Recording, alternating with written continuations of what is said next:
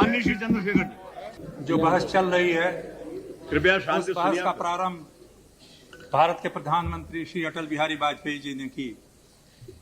जो भाषण उन्होंने दिया उनसे असहमत होते हुए भी मैं ये कहना चाहूँगा, उनके भाषण में देश के भविष्य के बारे में चिंता थी। उन्होंने हमारी चुनौतियों को समझने का प्रयास किया था। उन्होंने देश को एक दिशा में ले जाने के लिए हमें संकेत दिया था। ये बात दूसरी है कि उसके बारे में विभिन्न विचार हों और मेरे विचार उनसे सहमत नहीं हैं, लेकिन गुरु आज भी हैं। लेकिन उसके बाद जो बहस हो रही है, मुझे ऐसा लगता है कि उनके निवेदन का कोई असर इस सदन पर नहीं पड़ा। दोनों तरफ से सर मत हिलाइए, आप भी उसी में हैं। केवल एक दूसरे की आलोचना, एक दूसरे पर कटाक्ष, पुराने गीत दोहराने की बातें, पुरानी कुरीतियों का, पुराने कुकृत्यों का बखान इस सदन में हुआ है। भविष्य की चिंता कम दिखाई पड़ती है। मैं नहीं जानता कोई भी राष्ट्र जो केवल अतीत पर रोता रहेगा वो नया भविष्य कैसे बना सकेगा। मैं इस सदन के सामने बड़े विनम्र शब्दों में अध्यक्ष सभापति महोदय कहना चाहता हूं, आज सारा देश और सारी दुनिया इस सदन की ओर देख रही है और ये समझती है कि भारत इस कठिन समय में, एक संकट की घड़ी में कुछ निर्णायक कदम उठाएगा। मैं मानता हूं कि सदन में हमको किसी पार्टी के लिए बहुत स्पष्ट बहुमत नहीं मिला। ये बात कोई दुनिया में निराली नहीं है। दुनिया के अनेक देशों में परिस्थिति पैदा हुई है, लेकिन उन लोगों ने देश को बचाने के लिए, देश को आगे बढ़ाने के लिए, समस्याओं के समाधान के लिए अपने विरोधों को भुला करके मिल करके सहयोग के रास्ते पर काम करने का प्रयास किया और उसमें उन्हें सफलता भी मिली। प्रधानमंत्री जी ने अपने भाषण का प्रारंभ यहीं से किया, लेकिन सभापति जी, बड़े विनम्र शब्दों से मैं कहना चाहूँगा कि प्रधानमंत्री जी, अगर आपने अपनी सरकार का प्रारंभ उसी तरीके से किया होता तो शायद इतनी कटुता इस सदन में आज नहीं होती। जो कुछ हुआ पिछले 20 दिनों में, उससे देश के मानस में और कम से कम इस सदन के सदस्यों के मानस में कटुता ही बढ़ी, आपस में टकराव की भावना ही बढ़ी। क्या अब भी हम सोचेंगे कि इससे हमें कोई लाभ नहीं होने वाला है? ये बात सही है। जज्बातों को उभाड़ करके वोट पाए जा सकते हैं, सरकार बनाई जा सकती है, लेकिन देश की समस्याओं का समाधान नहीं किया जा सकता। जज्बातों का उभरने का जो पुराना काम हुआ उसकी चर्चा मैं नहीं करूंगा। वो घाव अब भी हरे हैं।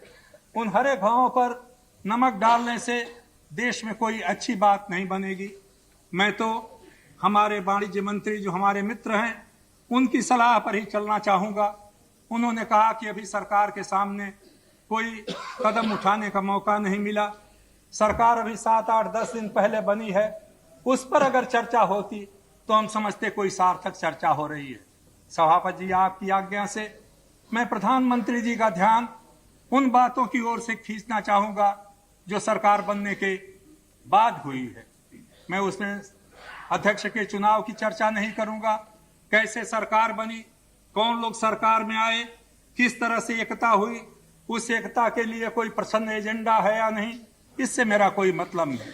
मुझे इससे भी कोई मतलब नहीं कि भारतीय जनता पार्टी आगे क्या करेगी। भारतीय जनता पार्टी के बारे में मेरे विचार मैंने एक बार नहीं अनेक बार कहे हैं। हमारे इन मित्रों में से बहुतों को आशा रही होगी, हमें तो कोई आशा नहीं थी कि भारतीय जनता पार्टी अचानक ही बदल जाएगी। चाहे जो कुछ भी आप कहें, आप बदलने के लिए स्वतंत्र नहीं हैं, क्योंकि भारतीय जनता पार्टी संघ परिवार का एक सदस्य है और भारतीय जनता पार्टी ये जानती है कि राष्ट्रीय स्वयंसेवक संघ से हमारा जितना भी विरोध हो वो संगठित, निष्ठावान, संकल्प वाले नवयुवकों का एक संगठन है। मैं जब ये बात आज नहीं कह रहा हूं, आज से वर्षों पहले हमारे बहुत मित्रों ने इसके लिए आलोचना की। जब उन्होंने कहा स्वदेशी का आंदोलन चलाएंगे तो हमने कहा मैं उनका साथ दूंगा। हमारे मित्र मुरली मनोहर जोशी जी आज जो स्वदेशी की परिभाषा कर रहे थे, मैं सोच रहा था कितना बदल जाता है इंसान सरकार में आने के पहले और सरकार में आने के बाद। मैं आपसे ये कहना चाहूंगा कि बदलेगा तो नहीं, भारतीय जनता पार्टी बदलेगी नहीं और बदलनी भी नहीं चाहिए, आपसे आशा भी नहीं है। लेकिन जब सरकार चला रहे हैं, जब प्रधानमंत्री जी ये कह रहे हैं कि हमको सहमति का रास्ता अपनाना ढूंढना चाहिए, मिल करके काम करना चाहिए, तो मैं कुछ सवाल आपके सामने रखना चाहूंगा। समझौते क्या हुए, किसके कितने मंत्री होंगे, ये बातें अलग की हैं। मंत्री आते हैं चले जाते हैं, प्रधानमंत्री आएंगे चले जाएंगे, ये देश रहेगा। लेकिन कुछ बुनियादी सवालों पर मैं प्रधानमंत्री जी से जरूर चाहूंगा कि इस देश के बारे में आप हमें बताएं कि किस रास्ते पर इस देश को ले जाना चाहते हैं। क्या सहमति का रास्ता उस तरीके से बनेगा जो तरीका आपने अपनाया है आज तक पिछले 20 दिनों में? क्या आप समझते हैं कि विरोधी पार्टियां आपके बहुमत पा जाने से आपके पीछे लग जाएंगी? क्या आप समझते हैं कि विरोधी पार्टियां आपका विरोध करना छोड़ देंगी? मैंने पिछली बार एक बात कही थी, उससे आपके लोग बहुत नाराज हुए थे। तब मैंने कहा था आपको बहुमत नहीं मिलेगा, आप त्याग पत्र दे दीजिए। आज वो बात मैं नहीं कहता, क्योंकि मैं नहीं जानता आपको बहुमत मिलेगा या नहीं। लेकिन प्रधानमंत्री जी, आप विदेश मंत्री रहे हैं, आपके निकट संपर्क में रह करके मुझे काम करने को मौका मिला है। मैं ऐसे आपसे जानना चाहता हूं, भारत के प्रधानमंत्री जो संजोग से विदेश मंत्री हैं, क्या आप चीन के बारे में अपनी नीतियां बदलने वाले हैं? क्या तिब्बत के ऊपर भारत का दृष्टिकोण बदला है? और यदि नहीं बदला है तो आपकी कैबिनेट का, मंत्रिमंडल का एक सदस्य अगर इन सवालों पर जवाब एक बयान देता है तो आपकी उस पर क्या प्रतिक्रिया है? क्या देश को चलाने का रास्ता है? क्या देश इस रास्ते पर चलेगा? क्या कोई संसदीय जनतंत्र चलाने में कैबिनेट की, मंत्रिमंडल की संयुक्त जिम्मेदारी होती है या नहीं है? सभापति जी, मैं चाहूंगा, क्योंकि मैं बुनियादी सवालों को 2-4 का कुछ मिनटों में कह करके समाप्त करना चाहूंगा। मैं जानता हूं एक सिद्धांत है, सेना का उपयोग नहीं होना चाहिए आंतरिक मामलों में, हम सब जानते हैं। लेकिन क्या मंत्रिमंडल के सदस्य को स्वतंत्रता है कि किसी की हालत में वो कहे कि किसी भी स्थिति में सेना आंतरिक मामलों में हस्तक्षेप नहीं करेगी? अगर सेना में ही विद्रोह हो जाए, और मैं कल्पना नहीं कर रहा हूं, 1984 में जब हुआ था एक समय, आपके मंत्रिमंडल के एक सदस्य ने बयान दिया है, अखबारों में मैंने पढ़ा है, मैं नहीं जानता। तो उस समय कौन जाएगा? कोई वॉलंटियर कोर जाएगा वहां पर? अगर पुलिस की कोई टुकड़ी विद्रोह कर दे, दिल्ली में हुआ, उत्तर प्रदेश में हुआ, बिहार में हुआ, ऐसे सवालों पर मंत्रिमंडल के सदस्य अगर बयान देते हैं तो क्या हमारे लिए ये मन में शंका नहीं पैदा करती? क्या हमारे मन में नहीं लगता कि ये सरकार किसी भी हालत में देश को चलाने के लिए न गंभीर कदम उठा सकती है, न इसमें कोई मानसिकता है, सिवाय इसके कि ये सरकार किसी तरह से कुर्सियों पर बैठा रहना चाहती है? अगर भविष्य के बारे में चिंता होती तो इन बुनियादी सवालों पर जरूर आपका संकेत जाना चाहिए अपने मंत्रिमंडल के सदस्यों के बारे में। मैं नहीं जानता कोई दोषी है या नहीं भ्रष्टाचार का। मैं आप उन लोगों में से हूं जिसने बार बार इस सदन में और सदन के बाहर बात कही है कि जब तक कोई भ्रष्ट न्यायालय से साबित न हो जाए, उसको भ्रष्ट कह करके उसकी मर्यादा को मत गिराओ। एक व्यक्ति के लिए नहीं कहा, मुझे इस बात को कहने में आज भी गौरव है। आडवाणी जी पर जब लगा था आरोप, मैंने कहा अखबारों के जरिए कि मैं नहीं विश्वास करता कि आडवाणी जी इस तरह का कोई काम करेंगे। उसके लिए मेरी आलोचना हुई। लालू प्रसाद यादव के लिए मैंने कहा, मैंने माधवराव सिंधिया के लिए कहा, मैंने सुखराम के लिए कहा। उस समय मेरी बड़ी आलोचना हुई और अध्यक्ष सभापति जी, हमारे इन तरफ के बैठे हुए मित्रों ने हमारी बड़ी कटु आलोचना की, व्यंग के शब्द कहे। हम नहीं जानते कब किससे जनतंत्र में मदद लेनी पड़ जाए। किसी के चरित्र को गिरा देना आसान है, किसी के व्यक्तित्व को तोड़ देना आसान है। आडवाणी के व्यक्तित्व को तोड़ सकते हो, लालू को मिटा सकते हो, मुलायम सिंह को गिरा सकते हो, एक कल्पनाथ राय को हटा सकते हो जनता की नजर से, लेकिन हम में और आप में सामर्थ्य नहीं है कि हम एक दूसरा आडवाणी या दूसरा लालू प्रसाद यादव या मुलायम सिंह या कल्पनाथ बना दें। इस बात को हमेशा हमें याद रखना चाहिए। आज किस तरह से हम मुंह छिपा रहे हैं एक दूसरे से, उन नामों को लेकर के बार बार चर्चा होती है। तो मुझे लगता है क्या वही अतीत के कटु स्मृतियां जगाते हुए हम भारत के नए भविष्य को बनाना चाहते हैं। इस बात पर फिर से गौर कीजिए। भ्रष्टाचार मिटना चाहिए क्योंकि आपकी एक एजेंडा का एक अंग है, लेकिन भ्रष्टाचार केवल पैसे का लेन देन नहीं है। भ्रष्टाचार के साथ एक शब्द है हिंदी में जिसको सत्यनिष्ठा कहा जाता है, जिसको मैं अंग्रेजी में इंटीग्रिटी कहा जाता है। अगर सत्यनिष्ठा नहीं है, सरकार नहीं चलाई जा सकती। और सत्यनिष्ठा का पहला प्रमाण है कि जो जिस पद पर है उस पद की जिम्मेदारी को निभाने के लिए, उत्तरदायित्व को निभाने के लिए आत्मनियंत्रण रखे और कम से कम अपनी वाणी के ऊपर संयम रखे। ये नहीं हुआ अध्यक्ष महोदय, सभापति महोदय, मैं निवेदन करूंगा। दूसरा, आपने स्वदेशी का जिक्र किया। मुरली मनोहर जी होते तो बहुत अच्छा हो। हमारे वित्त मंत्री जी हैं, हमारे मित्र हैं। इन्होंने कहा बुद्धिमान व्यक्ति हैं, बहुत सोच समझ के शब्दों का इस्तेमाल किया। लिबरलाइजेशन चलता रहेगा, उदारीकरण चलेगा, लेकिन स्वदेशी भी चलेगा। अभी मुरली मनोहर जब बोल रहे थे हिंदुस्तान हिंदुस्तानियों के हाथ मिले बनेगा, ये हमारी एजेंडा में लिखा है। क्या स्वदेशी का प्रमाण नहीं है? क्या दुनिया में यही स्वदेशी की अवधारणा है? क्या यही गांधी जी की अवधारणा है? पता नहीं किसने कहा था, मैंने सुना कहीं कि शरद पवार को गांधी जी की स्वदेशी की याद नहीं। जिन सज्जन ने कहा था उनको मैं याद दिलाना चाहता हूं, गांधी जी ने 1930 में विदेशी कपड़ों की होली जलाई थी। गांधी जी ने विदेशी वस्तुओं के बहिष्कार की बात की थी। हमारे मित्र कह रहे थे अभी एक इस तरफ से स्टील अथॉरिटी ऑफ इंडिया बंद होने को है। मैं आपसे पूछना चाहता हूं, क्या बाहर से आने वाली स्टील पर आप रोक लगाने के लिए तैयार हैं? स्टील अथॉरिटी के अफसरों का कोई दोष नहीं, वहां कोई कमी नहीं आई है।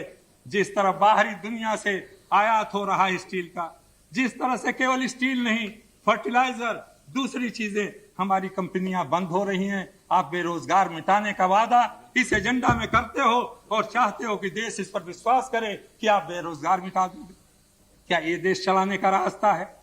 क्या ये सब काम हुए हैं सरकार बनने के बाद? और मैं आपकी सरकार से जानना चाहता हूं, खासतौर से प्रधानमंत्री जी आपसे, क्या इस तरह से झूठे वादों के ऊपर लोगों को भ्रम में डालकर बहुत आशा दिलाई जा चुकी, बहुत लोगों के दिलों में विश्वास दिलाया गया, बहुत बार विश्वास टूटे, एक बार फिर उस विश्वास को अगर आप तोड़ेंगे तो शायद जनतंत्र टूट जाएगा। और इसीलिए हम आपके इस विश्वास तोड़ने की कला का विरोध करते हैं।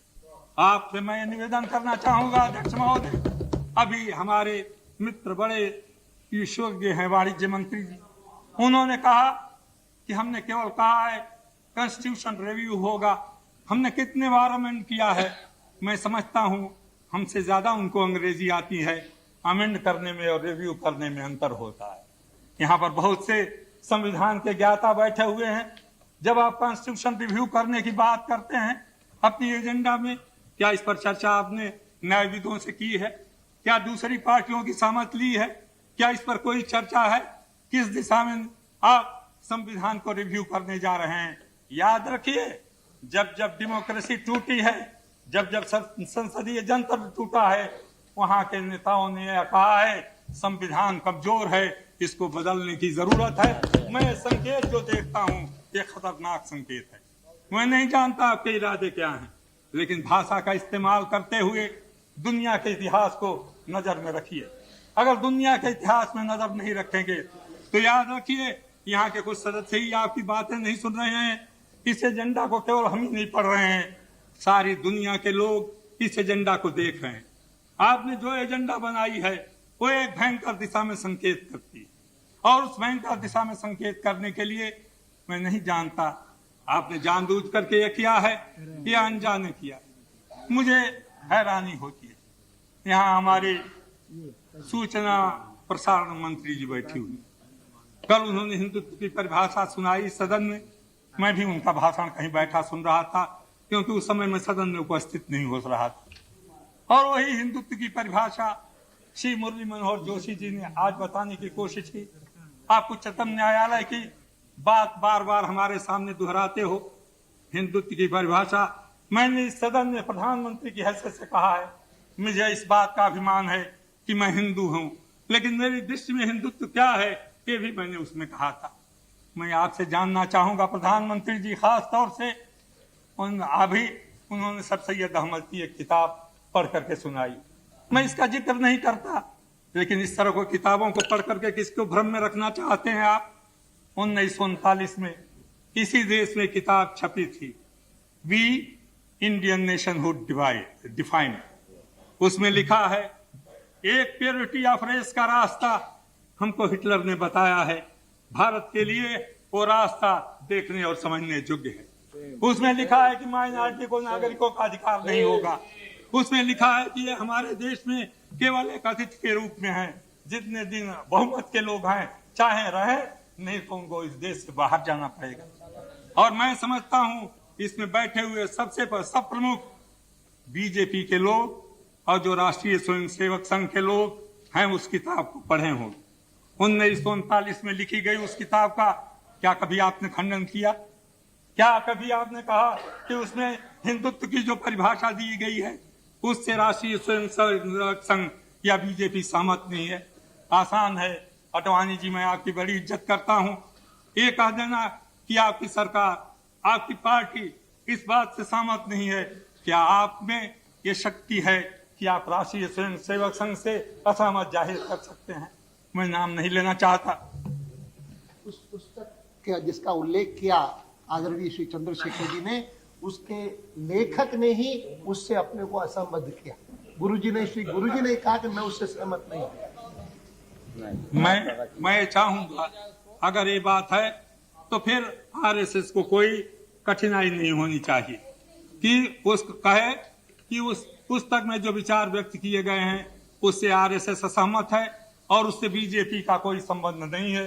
अगर ये बात वो अगर हो जाए तो ये बात बहुत अच्छी। मैं आपसे पूछना चाहता हूं दूसरी बात, आप राष्ट्र को नई दिशा देने वाले हैं, नई राजनीतिक संस्कृति है। क्या वो राजनीतिक संस्कृति है वो मुझे मालूम नहीं, लेकिन उसमें लिखा गया है कि एक नई राजनीतिक संस्कृति बनेगी। क्या वो संस्कृति वही होगी जिसका प्रदर्शन 2 दिनों से इस सदन में हो रहा है? एक तरफ से नहीं, दोनों तरफ से। और इस संस्कृति को बदलने का क्या यही रास्ता है राजनीतिक संस्कृति का? मैं एक और सवाल आपके सामने रखना चाहूंगा। विदेश मंत्री जी और प्रधानमंत्री जी, आपने दुनिया के बहुत सी संस्थाओं में भारत का नेतृत्व किया है, आपको बड़ा अनुभव है। मुझे याद नहीं, शायद आपको ज्यादा याद हो, ईदी अमीन के अलावा दुनिया में कोई दूसरा राष्ट्र नायक है जिसने बयान दे के कहा हो कि हम एटम बम बनाएंगे? आपकी मंत्रिमंडल का एक सदस्य अखबार के सामने प्रेस कॉन्फ्रेंस करके कहता है मैं एटम बम बनाऊंगा, और दूसरे ही दिन पाकिस्तान से मांग आती है कि इंडिया के ऊपर सैंक्शन लगाया जाए। क्या आपने पड़ोसियों के साथ रिश्ते सुधारने का ये पहला कदम है जो आपकी सरकार उठा रही है? मैं आपसे जानना चाहता हूं, इन सवालों का जवाब ये देश आपसे चाहता है। इन सवालों का जवाब देश नहीं दुनिया जानना चाहती है। इन सवालों का जवाब देने बिना कहां जाएंगे हम? मैं नहीं चाहता कि विवादास्पद सवालों को उठाया जाए, लेकिन इस देश में हमने अंग्रेजी और हिंदी में सारे काम करने को तय किया था। हमने ये कहा था सब भाषाओं को समान आदर दिया जाएगा। आपने लिखा है कमीशन बनेगा, 19 भाषाओं को वही दर्जा दिया जाएगा जो अंग्रेजी और हिंदी को दिया जाएगा। इसी सदन में नीतीश जी बैठे हुए हैं, सैकड़ों बार तो इनके मुंह से मैंने सुना है हिंदी का अनुवाद कहाँ है। अब 19 भाषाओं का अनुवाद नीतीश जी आपको करना पड़ेगा अगर आपकी एजेंडा लागू हो गई। क्या एजेंडा लागू करते समय आपने सोचा इसका दूरगामी परिणाम क्या होगा? कुछ लोगों को प्रसन्न करने के लिए क्या भारत के भविष्य के साथ, सारे इस कार्य पद्धति के साथ ये खिलवाड़ किया जा सकता है? क्या इस तरह की बातें हमारी गैर जिम्मेदाराना हरकत की परिचायक नहीं है? इन सवालों पर हमें और आपको गौर करना पड़ेगा। मैं कहता हूं जज्बातों के साथ बहुत खेल चुके हम सब लोग। जात का सवाल हो, धर्म का सवाल हो, भाषा का सवाल हो, क्षेत्रीय सवालों के ऊपर हम एक दूसरे को भड़का करके साथ लेकर के बहुत कुछ कर सके। 4 राज्य आप बना रहे हैं, मैं समझता हूं आप अवगत हैं। यहाँ नेता विरोधी दल बैठे हुए हैं, केवल उनके राज्य में 4 और राज्य बनाने, 3 और राज्य बनाने की मांग चल रही है। क्या होगा विदर्भ का? क्या होगा मराठवाड़ा का? क्या होगा सौराष्ट्र में, क्या होगा दूसरी जगहों का, तेलंगाना का एक जगह नहीं, कोई राज्य ऐसा नहीं है। 16 या 18 उस दिन बोडो के हमारे साथी सवाल उठा रहे थे, क्या आप ये काम कर सकते हो? प्रधानमंत्री जी, वो दिन आपको याद है जब पहली बार जनता पार्टी की सरकार बनी थी और उसमें जयप्रकाश नारायण के नेतृत्व में ये कहा गया था कि हम छोटे राज्य बनाएंगे। पहली पार्लियामेंट्री बोर्ड की मीटिंग में हमारे वरिष्ठ नेताओं ने ये कहा था छोटे राज्य बनाने का काम हाथ में ले लें। मैंने हाथ जोड़ करके निवेदन किया था, एक मेरी प्रार्थना सुन लीजिए। गांधी जी का नेतृत्व था, राष्ट्रीय आंदोलन की सहमत थी, राजेंद्र बाबू राष्ट्रपति थे, पंडित जवाहरलाल नेहरू प्रधानमंत्री थे, सरदार पटेल गृह मंत्री थे। उस समय जब भाषावार जो सिद्धांतों के आधार पर भाषावार राज बनाने की बात थी, हमने उसको स्वीकार किया था। कितना खून बहा था इस देश में, और उस समय का देश हिंदुस्तान ऐसा नहीं था जो आज है। 1977 में हमने अपने नेताओं से कहा था कुछ और काम कर लीजिए, तब इसके बाद छोटे छोटे राज्य बनाने का काम कीजिए। छोटे राज्य की कल्पना से हमारा कोई विरोध नहीं है श्रीमान, लेकिन क्या यही अवसर है जब चारों तरफ तूफान खड़ा हो रहा है, छोटे छोटे मुद्दों पर आतंकवाद जैसी स्थिति पैदा हो रही है, तो क्या 4 राज्य बनाओगे तो 12-14 जगहों से मांगे नहीं उठेंगे? क्या उसके बारे में कभी सोचा? क्या उन 4 राज्यों का कुछ ज्यादा दबाव था, चाहे असेंबलियों का प्रस्ताव हो? ये काम मत कीजिए। ये खिलवाड़ अगर देश की राजनीति के साथ होगा तो देश के भविष्य के साथ एक बड़ा भारी विश्वासघात होगा। मैं इसलिए आपसे निवेदन कर रहा हूं इन सवालों पर।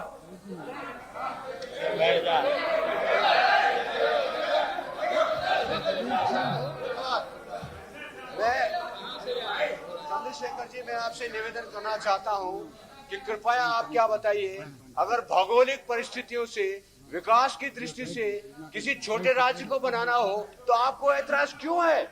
विकास से, भौगोलिक परिस्थिति से आप विकास रोकना चाहते हैं क्या? आपने उन्होंने लीड किया है, अरे सुन लिया ना आप, सबके लिए समान न्याय करिए। सभापति जी, खंडूरी साहब ने जो सवाल उठाया है, क्यों छोड़ दिया? अरे भाई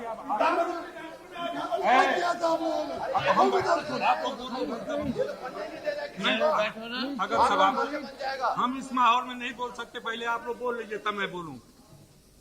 मैंने खंडूरी साहब की बात सुनी, उनकी जो वेदना है उसको मैं समझता हूं। हमारे देश में अनेक ऐसे क्षेत्र हैं जहां पर विकास का काम नहीं हुआ, और उस बात को मैं जानता हूं, लेकिन खंडूरी साहब, हमारे संविधान में उसके लिए प्रोविजन है। जितने विकसित इलाके हैं वहां पर विकास परिषदें बना करके, उनके यहाँ विशेष योजनाएं चला करके, उनके यहाँ लोगों को अधिक पैसा दे करके विकास का काम किया जा सकता है। वो पहला कदम ही नहीं उठाया गया। अगर वो कदम उठाया गया होता तो आज उत्तराखंड या उत्तरांचल क्या है, वनांचल की मां इतना जोर नहीं पकड़ती। ये बात आज से नहीं, 1967 से मैं अपने राजनेताओं से बार बार कहता रहा हूं, और मैं नहीं कह रहा हूं। 1950 में प्लानिंग कमीशन का उद्घाटन करते हुए पंडित जवाहरलाल नेहरू ने कहा था कि आंचलिक विषमता हमारे लिए अभिशाप बन जाएगी। अगर हम आंचलिक विषमता को नहीं मिटा सके, अगर पिछड़े इलाकों के लिए विशेष योजनाएं नहीं बना सके, तो देश टूट जाएगा। हमें दुख है कि पंडित जवाहरलाल नेहरू की इस राय के बाद भी, 50 वर्षों के जनतंत्र के प्रयोग के बाद भी हम उस काम को नहीं कर सके। मैं नहीं कहता कि आपका राज बने या न बने, बनना चाहिए छोटे राज, लेकिन आज जब चारों तरफ खून खराबी, आपसी विग्रह, घृणा, नफरत का समाज है, हमारे सोम दादा बैठे हुए हैं, क्या होगा? आपके यहाँ भी वनांचल बनेगा, आपके यहाँ भी गोरखालैंड बनेगा, कोई राज्य बचा नहीं रहेगा। क्या प्रधानमंत्री जी और खास तौर से गृह मंत्री जी, आप उस स्थिति को पैदा करना चाहते हैं? अगर नहीं, अरे भाई ठीक है, तो उनसे मांग लीजिए ना। इसलिए सभापति जी, मैं ये कहता हूँ, ये बुनियादी सवाल हैं। मुझे दुख के साथ कहना पड़ता है, इन बुनियादी सवालों पर जो देश के भविष्य से जुटे हुए हैं, जो किसी के मान सम्मान से नहीं जुटे हुए हैं, किसी पार्टी की एकता या टूटने से नहीं जुटे हैं, जो कुछ देश में हो रहा है, पार्टियों को तोड़ने और जोड़ने का काम, उस पर मुझे नहीं कहना है। उसमें बहुत से पारंगत लोग यहाँ बैठे हुए हैं, वो अपने विचार व्यक्त करेंगे।